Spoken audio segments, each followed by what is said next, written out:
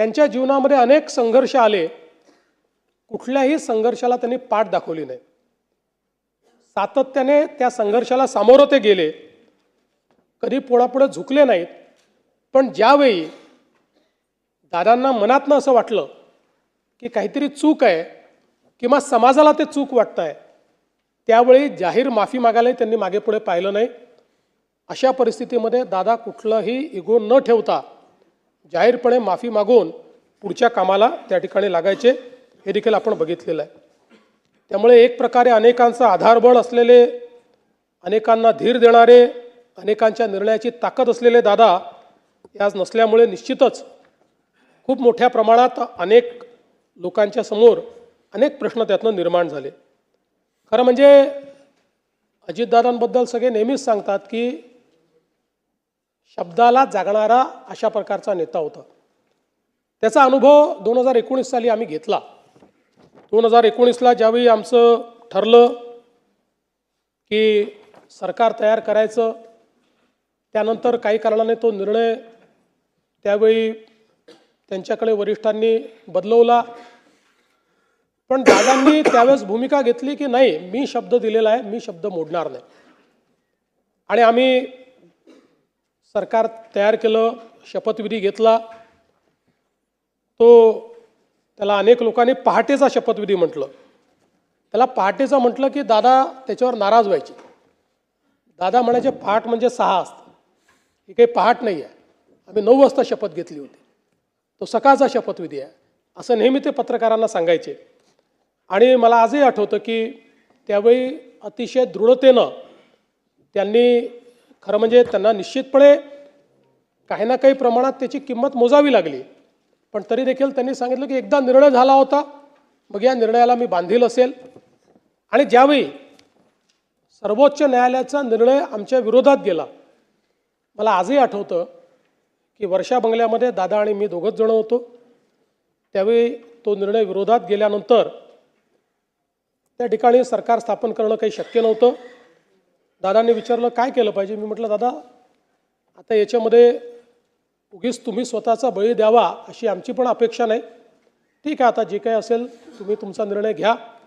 आणि त्यानंतर माझ्याशी चर्चा करून, म्हणजे अनेक वेळा अनेकांनी अनेक गोष्टी त्या ठिकाणी सांगितल्या, पण वर्षा बंगल्यावरनं माझ्याशी चर्चा करून दादांनी मग तो निर्णय बदलवला.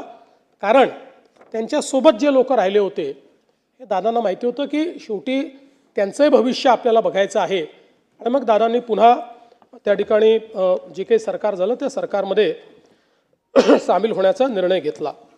आणि म्हणून मला असं वाटतं की त्यांच्या स्वभावात पारदर्शकता होती. पोटात आहे ते ओठात आहे, आणि जे आहे ते तोंडावर बोलून टाकायचं.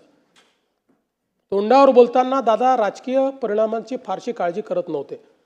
आणि मला असं वाटतं की राजकारणामध्ये असं अनेक वेळा तुम्हाला पॉलिटिकली करेक्ट राहावं लागतं, पण पॉलिटिकली करेक्ट राहणाऱ्यांपैकी दादा नव्हते. त्यांना जे वाटलं ते स्पष्टपणे रोखठोक त्या ठिकाणी बोलायचे. आणि त्यामुळे मला असं वाटतं की त्यांच्याबद्दल आमदारांना किंवा सदस्यांना देखील माहिती होतं की दादांनी एखादी गोष्ट तोंडावर नाही म्हटली याचा अर्थ काही आपले विरोधक नाही आहेत, त्यांना नाही पटलेली, त्यामुळे त्यांनी नाही म्हटलेली आहे. पण जे काम होऊ शकत असेल ते मात्र तात्काळ करणे आणि तिथल्या तिथे फोन लावणे, ते काम झालं आहे की नाही पाहणे, अशा पद्धतीनं दादाची ख्याती असल्यामुळे जे सदस्य आहेत ते आपलं काम हक्काने घेऊन त्या ठिकाणी दादांकडे जाताना आपण बघायचो. आणि मला असं वाटतं की वर्षानुवर्ष काम करत असताना दादांनी एकवचनी असण्याचा एक नाव जे कमावलं, की दादा म्हणतात ते करतात, हे राजकारणामध्ये मला असं वाटतं की अतिशय विरळ आहे. आणि खरं तर मला असं वाटतं की ज्यावेळेस 2019 नंतर मी विरोधी पक्षनेता झालो, ते इकडे आले, ते पुन्हा उपमुख्यमंत्री झाले. पण आपल्यापैकी अनेकांच्या लक्षात असेल की इथनं भाषण करताना ते माझा उल्लेख मुख्यमंत्री म्हणूनच करायचे. मग प्रत्येक वेळी मग त्यांना आठवण करून द्यावी लागायची की मुख्यमंत्री नाही, विरोधी पक्षनेता. आणि मला असं वाटतं की त्यानंतर कदाचित त्यांचे ते शब्द जे आहेत ते सत्य झाले. आम्ही एकत्रित आलो, आम्ही दोघेही उपमुख्यमंत्री झालो. नंतर मी मुख्यमंत्री झालो, पुन्हा शिंदेसाहेब आणि ते उपमुख्यमंत्री झाले. आम्ही खरं म्हणजे आमच्या अनेक गोष्टींवर गप्पा देखील व्हायच्या, अनेक गोष्टींवर बोलायचो. दादांना क्रिकेटची आवड होती, त्याच्यावरही अनेक वेळा आमची चर्चा व्हायची. आणि आम्ही जेव्हा एकत्रित प्रवास करायचो त्यावेळी दादांच्या अनेक ज्या काही सवयी होत्या त्यात दादांना मला नेहमी आठवतं की दूध प्यायला आवडायचं. त्यामुळे आमच्या विमानात किंवा हेलिकॉप्टरमध्ये कोल्ड्रिंक असू द्या, काही असू द्या, जे कोल्ड मिल्क असतं, आणि दादा सांगायचे मी शेतकऱ्याचा मुलगा आहे, रोज हळदीचं दूध पितो आणि मला कुठल्याही म्हणजे कोल्ड्रिंक किंवा याच्यापेक्षा दूध प्यायला आवडतं. अशा अनेक सवयी दादांच्या एकदम नजरेसमोरून जातात. दादा चप्पल घालायचे पण पाय नेहमी स्वच्छ ठेवायचे. त्यांना ती एक सवय होती की बसल्या बसल्या आपला पाय स्वच्छ करायचे ते. त्यामुळे अशा ज्या गोष्टी आहेत त्या अशा आज माझ्या नजरेसमोरून चाललेल्या आहेत. पण मला असं वाटतं की त्यांच्या काही सवयी ज्या होत्या या इतक्या महत्त्वाच्या होत्या. त्यातली सगळ्यात महत्त्वाची सवय म्हणजे त्यांचा वक्तशीरपणा. कधीही कुठल्याही ठिकाणी 1 मिनिटं आधी पोचायचं म्हणजे पोचायचं. ज्यावेळी आम्ही तिघवतो, शिंदेसाहेब मुख्यमंत्री होते, मी उपमुख्यमंत्री होतो, दादे उपमुख्यमंत्री होते. 12 वाजताचा कार्यक्रम असेल तर दादा 11:59ला पोचणार, मी 12:05ला पोचणार आणि शिंदेसाहेब थोड्या वेळेमध्ये, नाही एवढं नाही पण एक 15-20 मिनटं अजून ते मागे पुढे. पण कधीही, आणि मी तर कमीत कमी शिंदेसाहेब किती वाजता निघतायत हे बघून मी त्या ठिकाणी कार्यक्रमात पोचायचो. पण दादा 12चा कार्यक्रम कोणाला याला किती वाजू द्या, दादा 11:59ला पोचणार म्हणजे पोचणार. आणि मला असं वाटतं की ही त्यांचं वक्तशीरपणा, म्हणजे सकाळी 9ची बैठक असेल, त्यांनी बोलवली असेल तर अधिकाऱ्यांना माहिती असायचं की 8:59ला दादा खुर्चीवर असणार, त्यामुळे त्याच्या आधी आपण पोचलं पाहिजे. मंत्रालयामध्ये कुठल्याही अधिकाऱ्यांपेक्षा लवकर पोचणारे दादा होते. मला असं वाटतं की मंत्रालयाची सुरुवातच दादा करायची आणि सकाळी 9 वाजता मंत्रालयात आपल्या चेंबरमध्ये जाऊन दादा बसायचे. तिथे मिटिंगा घ्यायचे, त्यांचं कामकाज करायचे. आणि म्हणून कधीही कामकाज अडलेलं आहे, फाईल थांबलेली आहे, दादा उपलब्ध नाही म्हणून निर्णय होत नाही, असं कधी झालं नाही. एखादा निर्णय जर त्यांना पटला नाही तर मात्र त्या ठिकाणी ते स्पष्टपणे सांगायचे, फाईल थांबवायचे, चर्चा करायचे. पण आपलं जे काम आहे ते काम मात्र ते सातत्याने करायचे. आणि दुसरा त्यांचा स्वभाव होता की मंत्रिमंडळात किती विषय असले तरी प्रत्येक विषयाचा नीट अभ्यास करून दादा यायचे. प्रत्येक विषयाची एक नोट त्यांच्याकडे असायची आणि त्या विषयात जर काही किंतु परंतु असेल तर तो किंतु परंतु त्या ठिकाणी ते मांडायचेच. आणि अनेक वेळा अगदी साधे विषय जे असायचे की ज्याच्यावर चर्चेची गरज नाही, सचिव उभा राहिल्याबरोबर दादा म्हणायचे ठीक आहे मान्य आहे, आणि दादांनी मान्य आहे म्हटल्यानंतर तो विषय सगळ्यांना मान्यच असायचा. त्यामुळे मला असं वाटतं की ही देखील एक क्वालिटी त्यांची होती की नीट विषयाचा अभ्यास करून, आणि नुसता अभ्यास करून नाही तर त्या प्रत्येक मंत्रिमंडळातल्या विषयाची 4 ओळींची नोट ही नेहमी दादांजवळ असायची की जी ते मांडायचे.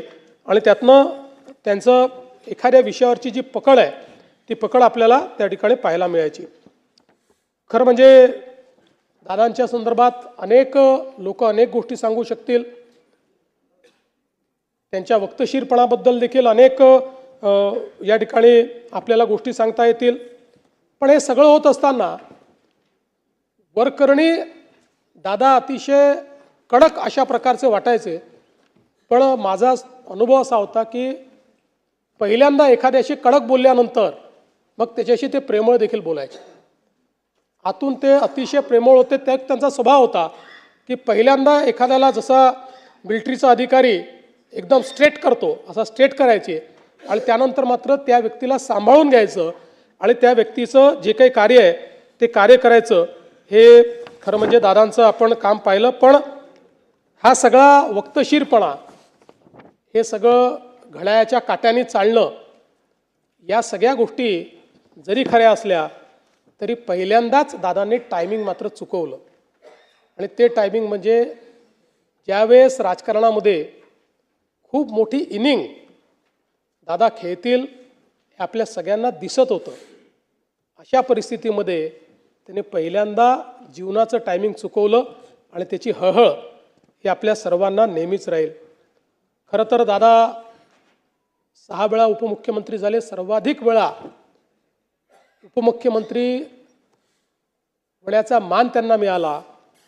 पण